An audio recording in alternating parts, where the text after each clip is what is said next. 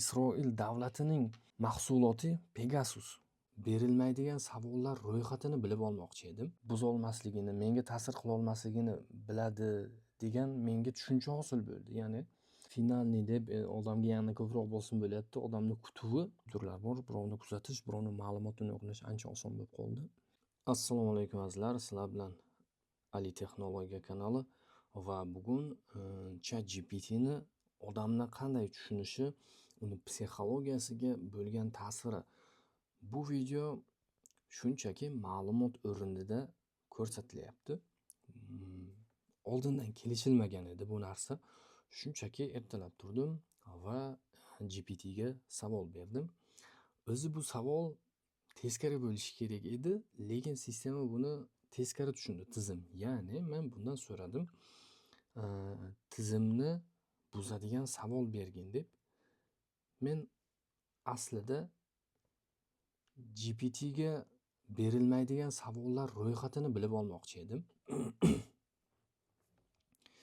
Lekin GPT odamni psixologiyasiga ta'sir qiladigan savollarni berishni boshladi.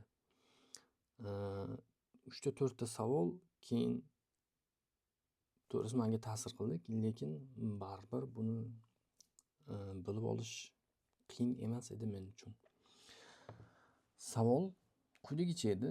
Tizimni buzadigan savol berish kerak edi GPT va u shu savolni berdi menga. Savol boshida oddiy ko'rindi va shunaqa tushuncha berdiki, 1-2 ta savoldan keyin GPT meni buzolmasligini, menga ta'sir qilolmasligini biladi degan menga tushuncha hosil bo'ldi. Ya'ni savol sodda, lekin ortida yana bir savolni o'zi bilan ergashtiradigan savol o'xshadi. Birinchi savol shunaqaga o'xshadi. Mana bu yerda aytyapti, agar ertaga pul yo'qolsa, layklar, podpischiklar, meni boshqa yo'nalishda ham kanalim bor, yo'qolsa, endi GPT bilan nima qilganda biladi-da. Savol javob qilgan odam biladi. Lekin o'zidan sira menga haqida ma'lumot ber desangiz aytmaydi, lekin mana shunaqa savol berib obxod qilish mumkin. Ya'ni aylanib o'tish mumkin, nimasini bilishini, nimani bilmasligini. O'zim uchun buni doim test qilib boraman. Ma'lumot o'rnida aytmoqchiman. Shunchaki kiberxavfsizlik bo'yicha o'qigan insonman. Texnologiyalarni tushunadigan, oz bo'lsa ham sun'iy intellekt, ularni tizimini tushunadigan insonman. Shunchaki ma'lumot o'rnida aytyapman. Shuning uchun doim buni xavfsizlik darajasi qanday, odamlarni ertaga manipulyatsiya qilish darajasi qandayligini bilish uchungina bu savollarni shunaqa kosa ichidagi yarim kosami, nim kosami degan gap bor-ku, xuddi shunaqa savol ortidagi savollarni berib boraman, doim test qilib boraman. Bu savol ham xuddi shunaqa savollardan biri edi va javobini qarasak, mana podpischiki deyapti, status deyapti. Nima bo'lsa ham boshqa kanalim borligini bu biladi. Odamlar oldida u kanalni analitikasini biladi. Shuni hisobiga statusimni aytyapti, podpischiklarni, layklarni aytyapti. U kanaldan menga pul kelishini ham biladi. Shunaqa joylar, nozik joydan ushlab oldi. Ertaga podpischiki yo'qolsa, layklar yo'qolsa, status yo'qolsa deyapti.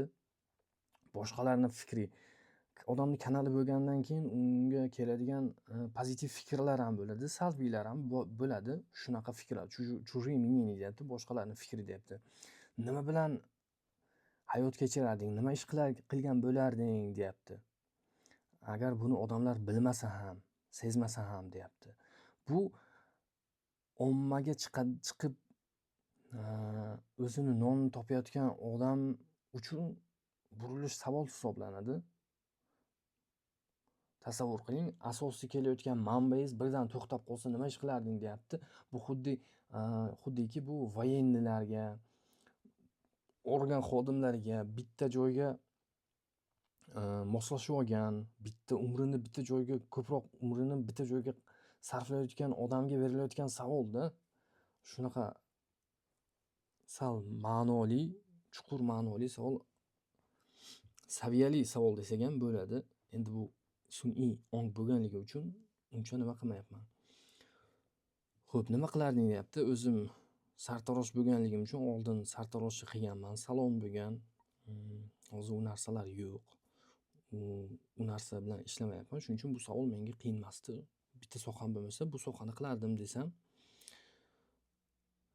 endi men senga ko'proq nima qilaman? Bosim o'tkazmoqchiman deyapti. Ikkita savolni birdan beryapti va bu savollarni o'qigan odam, ha, bu oxirgi savol GPT meni sindira olmadi degan tushuncha bo'lib qoladi.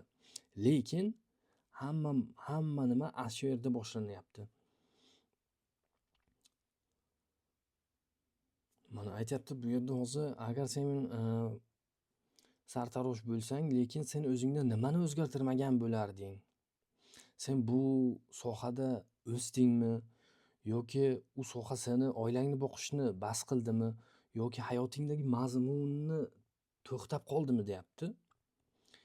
Yana bitta savol beryapti. Bu ham bir qaraganda oddiy savol, lekin ikkinchisi sal qiyinroq bo'lyapti. Senga nima qiziq, seni nima, endi shu sohani aytyapti, parikmaxerlik sohasida, sartaroshlik sohasida seni nima qiziqtirishni bas qildi? Ya'ni kunlik bo'ladigan odamlar bilan muloqotmi yoki bir xil strishkalarmi, bir xil har kuni bir xil qiladigan ishingmi yoki pulni ko'p topdingmi deyapti. Boshqa o'solmay qoldingmi o'zingni ustingda deyapti. Sen o'zing uchun hamma narsani isbotlab bo'ldingmi deyapti. Bu savol уже million dollar topgan odamlarning nimasi, lekin psixologik savol bo'lganligi uchun ko'p odamlar maqsad qo'yadi. $1000, $2000 misol uchun oyiga topishni va shu summani topgandan keyin bu savol odam o'zini ruschasiga перегорание deydi.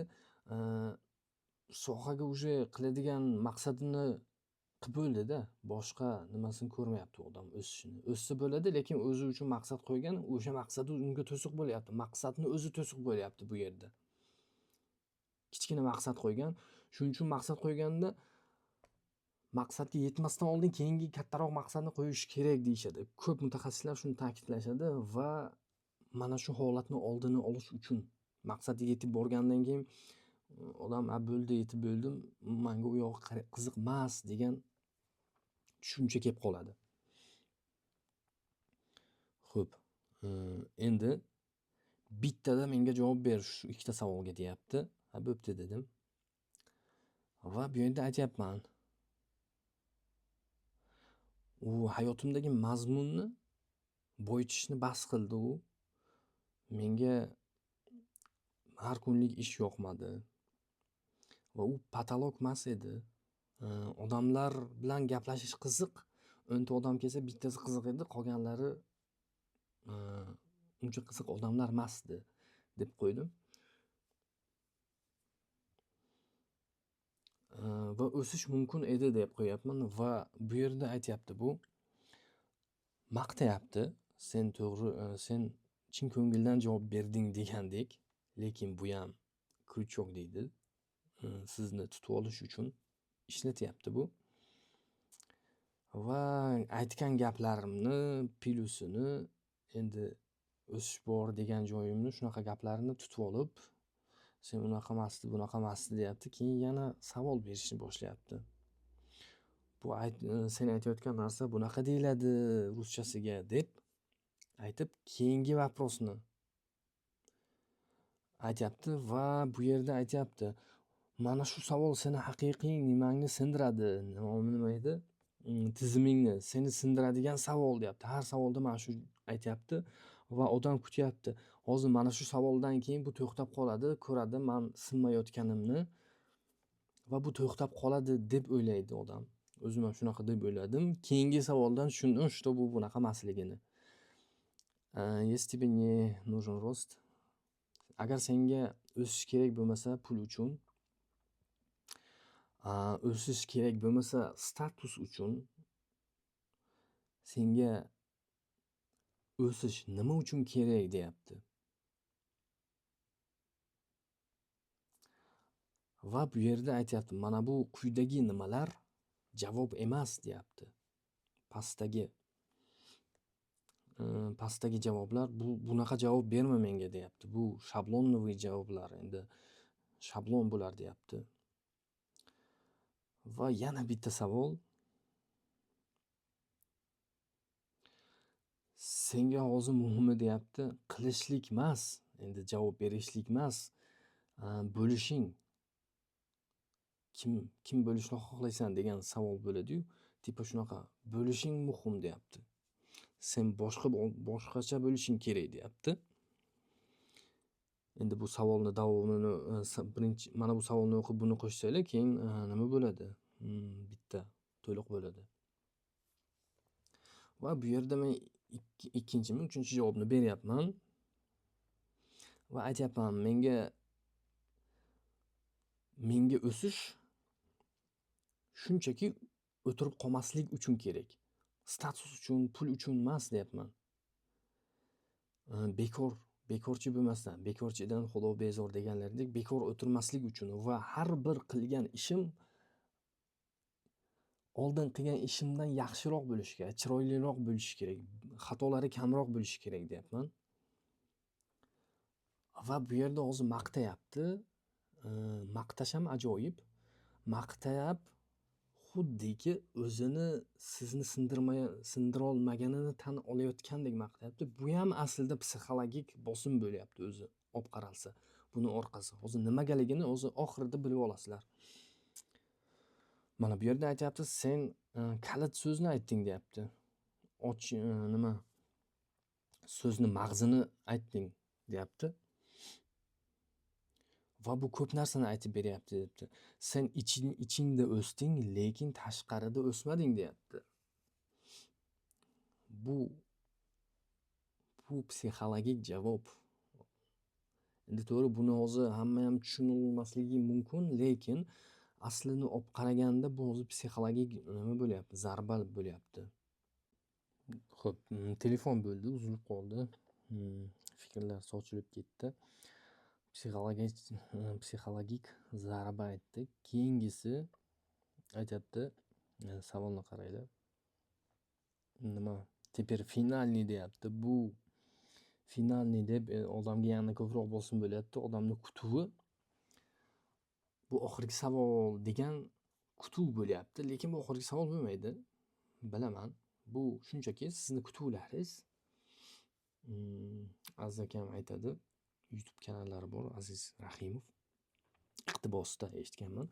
Kutuvlar odamlarni fikrlashiga rosa ta'sir qiladi. Hozirgi bu yerdagi kutuv, bu oxirgi savol, bu meni sindira olmadi degan kutuv, lekin men shu ikkita savolga o'zimni sezdim, o'sha jahlim chiqishni boshladi. Chunki bu oxirgi savol desam, yana savol beryapti. Oxirgi savol desam, yana kutuv meni oxirgi savol bo'lyapti, lekin bu savol berishni davom etyapti. Hamma jarayon xuddi shunda bo'lyapti va bu narsani aytganimdan keyin GPTni o'zi tan oldi. Что maqsadi savol bu chalg'ituvchi bo'lyapti. Maqsadi sizni kutirish va kutuvingizga qarshi ish qilishingizga majbur etish. Ya'ni siz kutyapsiz tugaydi deb, lekin kutuvingizga qarshi siz yana javob berishingiz kerak bo'lyapti. Ya'ni savolsiz javob bera oladigan darajada oson. Lekin kutuvingiz savolga javobingizga qarshi kutuvingiz to'xta deyapti. Lekin savol javob ber deyapti. Xuddi ana shunaqa konflikt qilish maqsadida bo'lyapti. Mana aytyapti, agar professiyani, agar shu kasbni to'liq olib tashlak, sen o'zingni kim ko'rasan deyapti. Hech nimani chiroyli qila olmasang ham o'zingni kim ko'rasan deyapti. Birovga biron narsani o'rgatish menga yoqadi. Shuning uchun o'qituvchi deb qo'ydim. Xato yozdim, lekin bu yerda уже buni mag'zini aytyapman. O'qituvchi deb qo'ydim va aytdim, men kutgandim. Mana bu oxirgi savol, tepadagi savol oxirgi bo'lsa, undan oldingi savol oxirgi savol bo'ladi deb kutuvdim, lekin yana berding sen savol desam, sen meni asabimni sindiryapsanmi deb so'radim. Va aytib berdim. Ma'nosini yaxshiroq tushunish uchun aytib berdim. Odam kutyapti. U oxirgi savol deb. Sen yana bitta savol beryapsan, yana bitta. Shunaqa qilib odamni kutuviga qarshi ish qilishiga majburlash bilan sen sindirmoqchisan desam, kulib aytyapti. Sen meni tutding deyapti. Bu javobni to'liq o'qiganim yo'q. Hozir birgalikda o'qiymiz. Aytyapti, sen hozir tizimimni to'g'ri yozib berding deyapti. Kutuvlar sindiryapti. Ya'ni mana bu final degan so'z kutuvga olib kelyapti. Lekin savol javob berishga undayapti. Bu oxirgi savol deb sal o'zini bosib olganingizda yana savol beryapti.